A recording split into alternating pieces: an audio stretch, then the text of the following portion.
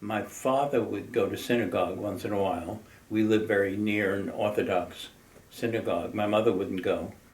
This was kind of one story. It wasn't in the best of condition. But when it came time for me to be bar mitzvahed, they switched to a more reform kind of synagogue, which actually where the men and women sat together, and they used a little English in the service, and they even had an organ that played music. Was newer, was better built, had a higher ceiling,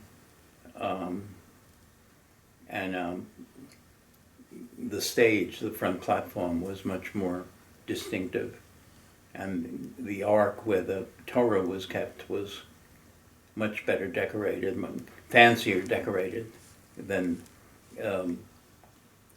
where the Orthodox synagogue kept the Torah.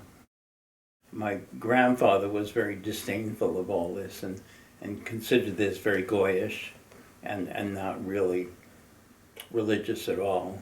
But I don't remember any discussions between him and my parents or I about the Goyishness of this. I think he came to my bar mitzvah, but I'm not sure.